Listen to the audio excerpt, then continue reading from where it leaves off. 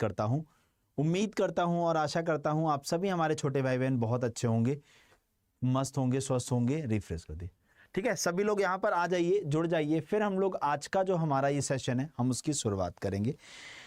ये सेशन उन सभी एसएससी सिलेक्शन पोस्ट वाले कैंडिडेट्स के लिए बहुत इंपॉर्टेंट है जो अभी फॉर्म भरने की सोच रहे हैं, क्योंकि आप लोग को ये बात बहुत अच्छे से पता है कि लास्ट डेट आप लोग की आ गई है नज़दीक। अब आपके पास 1 से 2 दिन का समय है।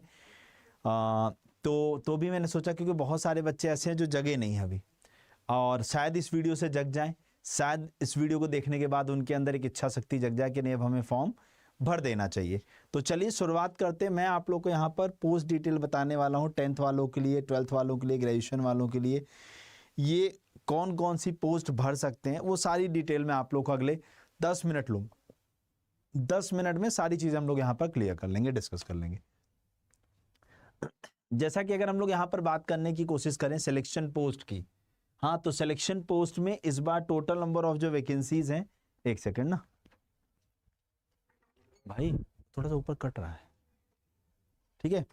तो इस बार जो टोटल नंबर ऑफ वैकेंसीज है सिलेक्शन पोस्ट के अंदर वो है 2423, 2423, ऊपर कट रहा है, 2423 टोटल वैकेंसीज हैं, जिसमें अगर हम पोस्ट की बात करें तो 365 पोस्ट हैं, ठीक है। 365 जो वैकेंसीज की जब हम बात करते हैं तो कितनी है बेटा, 365 टोटल जो अलग अलग पोस्ट निकाली गई हैं वो 365 कैटेगरीज में आप लोग की वैकेंसीज हैं जो अलग अलग डिपार्टमेंट में या मिनिस्ट्रीज के अंदर हैं, ठीक है। चलिए अगर मैं आगे की तरफ बात करने की कोशिश करूं तो हमारी जो वैकेंसीज हैं वो हमारे पास ईस्टर्न रीजन में, किस रीजन में है, किस रीजन में वैकेंसीज निकाली गई हैं, central region, eastern region, Karnataka region, Madhya Pradesh region, north east region, northern region, north western region, south region और वेस्टर्न रीजन। टोटल वैकेंसीज अगर हम देखें तो 2423 इस प्रकार, ठीक है। यहां तक की बात क्लियर हो गई। कैटेगरी वाइज मैंने आपको वैकेंसीज बता दी। तो सभी लोग आ जाइए। एक बार थोड़ी सी कुछ दिक्कत हो गई थी नेटवर्क में, अब मुझे लगता है कि वो सेट हो गई है। तो मैं आप लोग को बता रहा था कि इतने रीजन्स हैं आप लोग के जिन पर आपकी वैकेंसीज निकाली गई है। Central region, eastern region, Karnataka region, Kerala Karnataka region होता है आप लोग का, Madhya Pradesh, north eastern region, northern region, north west region, south region और वेस्टर्न रीजन, ये आप लोग के रीजन्स होते हैं। उसके बाद मैंने कैटेगरी वाइज वैकेंसीज आप लोग को यहाँ पर बता दी हैं कि टोटल वैकेंसीज तो 2423 जो है वो कैटेगरी वाइज कितनी है।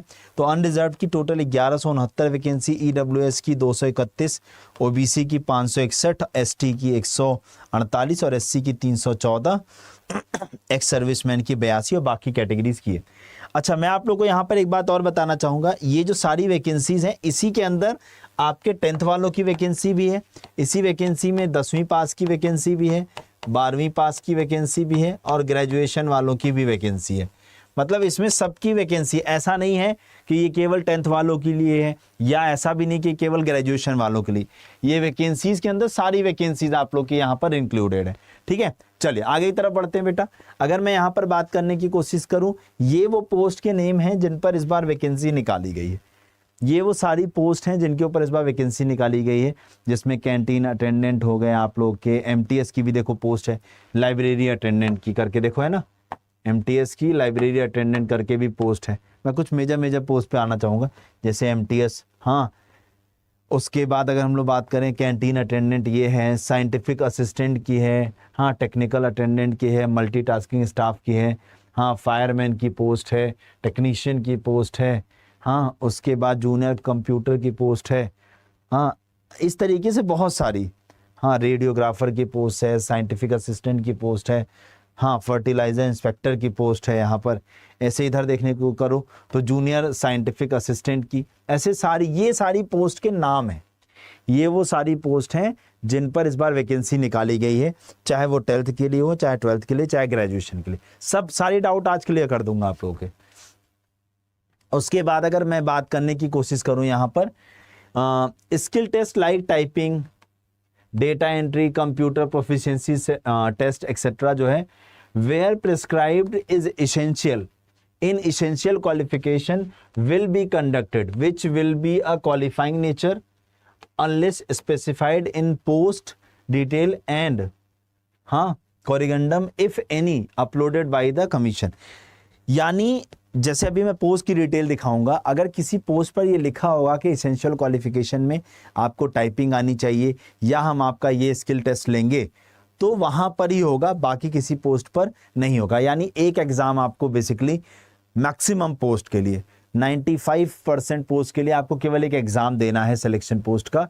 10th के लिए भरे हो 10th का, 12th के लिए भरे होगे 12th का, ग्रेजुएशन के लिए भरे होगे ग्रेजुएशन का, एक ही एग्जाम होगा, ठीक है ना। ओके, और सबके लेकिन अलग अलग एग्जाम होंगे। 10th वालों का एग्जाम अलग होगा, 12th वालों का अलग होगा, ग्रेजुएशन वालों का एग्जाम अलग अलग कंडक्ट होगा यहाँ पर, ठीक है।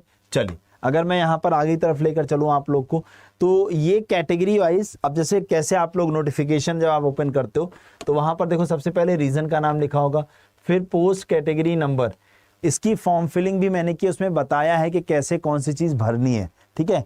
उसके बाद कैंटीन अटेंडेंट जैसे पोस्ट है सेंट्रलिज्म में, तो किस डिपार्टमेंट की पोस्ट है, हाँ office of the controller general, हाँ ऑफ डिफेंस अकाउंट्स की, 18 से 25 साल एज है, लेवल 1 की पे है, और ये देखो मैट्रिक यानी 10वीं पास वालों के लिए है, और टोटल नंबर ऑफ वैकेंसीज 13 है। ऐसे आपको सबका ये चेक करना पड़ेगा, तब जाकर के आप लोग को ये सेंट्रलिज्म वाली वैकेंसीज में लेकर इसलिए आया हूँ क्योंकि हम बेसिकली जैसे यूपी बिहार से बिलोंग करते हैं, तो ये आप लोग की सेंट्रलिज्म की सारी वैकेंसीज का ब्यौरा है कि 10th के लिए कौन सी है, 12th के लिए कौन सी है, ग्रेजुएशन के लिए कौन सी है, और किस लेवल की सैलरी मिलेगी, क्या एज होनी चाहिए, ये सारा यहाँ पर ऐसे मेंशन है आप लोग का, ठीक है। तो अगर मैं आपको आगे की तरफ लेकर चलूँ, ये मैं आपको पूरा CR रीजन की वैकेंसीज के बारे में दिखा दे रहा हूँ। CR के बाद ER, ऐसे आप लोग जो है अलग अलग वैकेंसीज का ऐसे देख सकते हो ढेर सारे पोस्ट पे, ठीक है। अब पोस्ट डिटेल पर चलते हैं, हाँ, कि कौन सी पोस्ट है आप लोग की 10th के लिए, 12th के लिए और कौन सी ग्रेजुएशन के लिए, उनकी पोस्ट डिटेल्स पर चलते हैं। जब मैं उनकी पोस्ट डिटेल पर चलता हूं, अब ध्यान समझना, ये डिटेल आपको कहां पर मिलेगी, जब आप नोटिफिकेशन ओपन करोगे और पेज नंबर 79 पे आओगे, तब ये जो मैंने पीछे टेबल्स दिखाई थी वो दिखेंगी।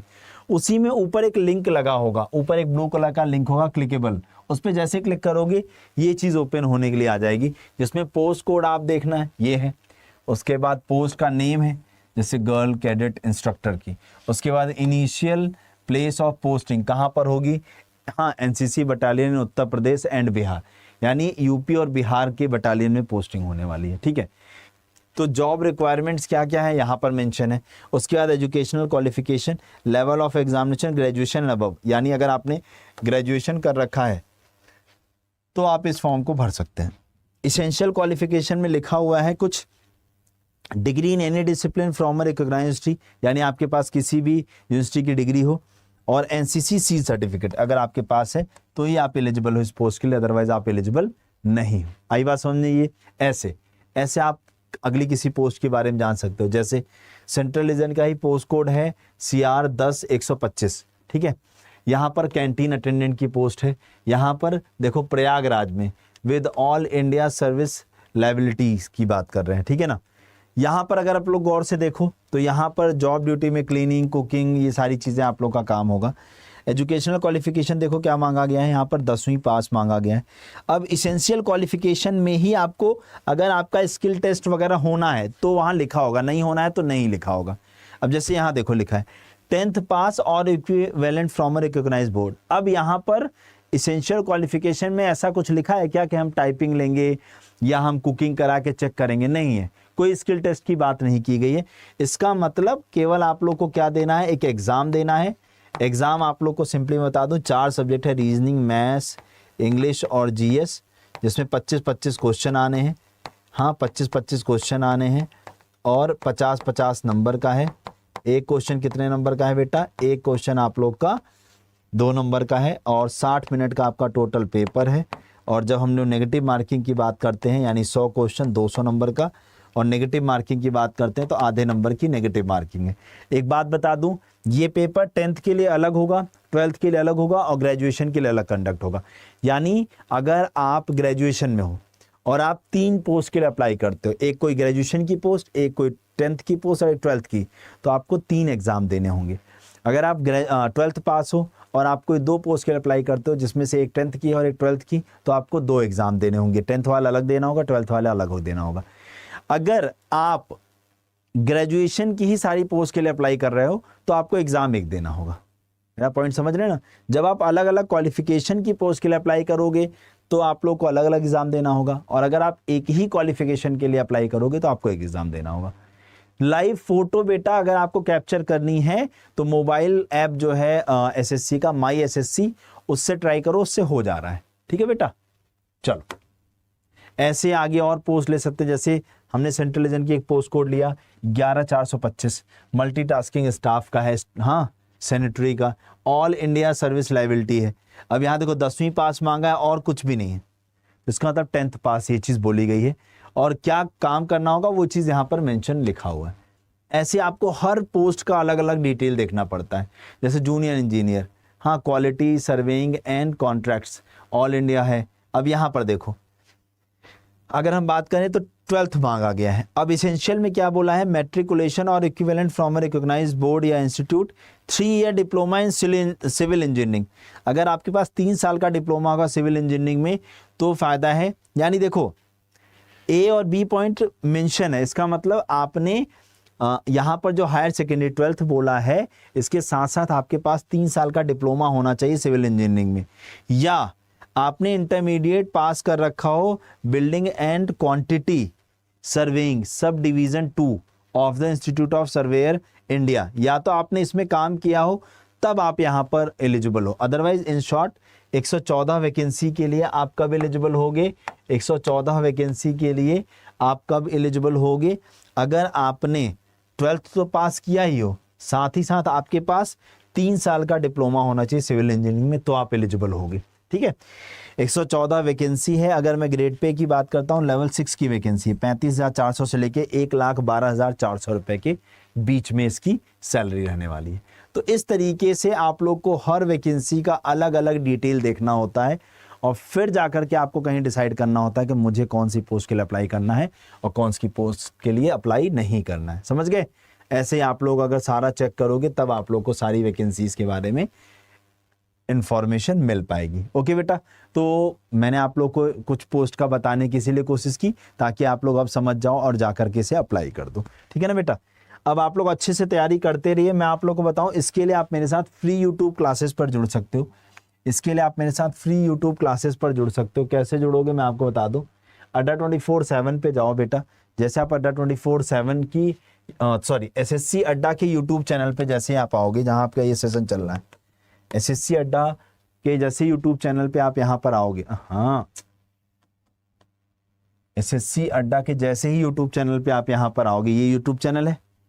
यहाँ पर अभी देखो मेरा सेशन आप लोग को लाइव दिख जाएगा, ये मेरा सेशन लाइव चल रहा है। यहाँ लाइव वाले सेक्शन में आप जाना। यहाँ पर बेटा आप लोग को मैं कुछ बातें बता देता हूँ, ध्यान से सुनिएगा। रोज सुबह 10 बजे मेरी ये क्लास चलती है। इस क्लास में आप लोग जुड़ना शुरू करिए, और ये ब्रह्मास्त्र सीरीज आप लोग के लिए काफ़ी ज़्यादा चेंजेबल साबित हो सकती है। ये रोज सुबह 10 बजे ये क्लास होती है, रोज सुबह 10 बजे, रोज सुबह 10 बजे, रोज सुबह 10 बजे इस क्लास में आप लोग जुड़िए। ये फ्री यूट्यूब क्लास है, ये फ्री यूट्यूब क्लास है, और यहां से आप लोग को सारी चीजें अच्छे से मिलने लग जाएंगी। पहली बात। दूसरी बात मैं आप लोग को एक और बताना चाहूंगा, जैसे जब आप इस क्लास में जुड़ते हो, यहाँ मेरा एक टेलीग्राम ग्रुप है, उसमें आप लोग जुड़ जाइए बेटा। तो आप लोग को काफ़ी कुछ यहाँ पर मेरे टेलीग्राम ग्रुप से कम्युनिकेट हो जाया करेगा आप लोगों को, और आप लोग उससे बेनिफिट ले सकते हैं। ठीक है, जैसे मेरी ये क्लास है, इस क्लास में आप गए, इस क्लास के यहाँ वीडियो का डिस्क्रिप्शन ये होता है, इस पर क्लिक करोगे तो देखो ये आपको मेरा टेलीग्राम ग्रुप दिख जाएगा, दिस वन। आप इस टेलीग्राम ग्रुप से जुड़ जाओ बेटा, आप लोग को सारा कम्युनिकेशन मैं यहाँ से करता रहता हूँ। ये फ्री टेलीग्राम ग्रुप, ये टेलीग्राम ग्रुप है, यहाँ पे आप लोग को मेरे क्लास की डेली पीडीएफ जो है मेरी, वो यहीं से मिलती हैं आप लोगों को। ठीक है, आई बात समझ में बेटा? देखो आप जिस भी रीजन से अप्लाई करो, ये देख लेना आपको वहां की लोकल लैंग्वेज में अच्छी कमांड होनी चाहिए। ठीक है बेटा रितु, डन है? आई बात समझ में? ये मैंने आपको मेजर चीज बताई। अगर आप लोग चाहते हो कि सर हमें प्रैक्टिस करनी है, हम क्या करें, तो आपको अड्डा 24/7 की ऐप पर जानी चाहिए बेटा।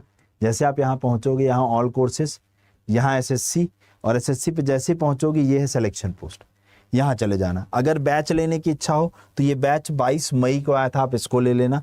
अदरवाइज ये टेस्ट सीरीज है बेटा, टेस्ट प्राइम, आप इसमें एनरोल कर सकते हो। बस यहाँ पर सिंपली जा करके मोर ऑफर पे क्लिक करके यहाँ मेरा डिस्काउंट कोड लगा दीजिएगा Y461 लगा के अप्लाई कर देना। जैसे अप्लाई करोगे 279 रुपीज़ में आप लोग को ये मिल जाएगा। तो लेट मत करिए, जाइए इसमें जुड़ करके अपनी प्रिपरेशन स्टार्ट कर दीजिए। ठीक है, थैंक यू सो मच। जय हिंद, जय भारत मेरे से, थैंक यू। और अभी भी कोई डाउट हो तो वीडियो के नीचे कमेंट करके पूछ लीजिएगा। और एक बात बता दूं, आप लोग को फॉर्म फिलिंग का वीडियो देखना हो, अगर सिलेक्शन पोस्ट का फॉर्म कैसे भरें, तो सिलेक्शन पोस्ट के फॉर्म फिलिंग का वीडियो SSC अड्डा यूट्यूब चैनल के होम पेज पर जब आप जाओगे, ऐसे स्क्रॉल करके नीचे जाइएगा तो ये है आपका स्टेनोग्राफर, ये है सिलेक्शन पोस्ट फॉर्म फिलिंग का सेशन ये है बेटा, इसको देख लीजिएगा और इस वीडियो को देख लीजिएगा तो आपका ये क्लियर हो जाएगा।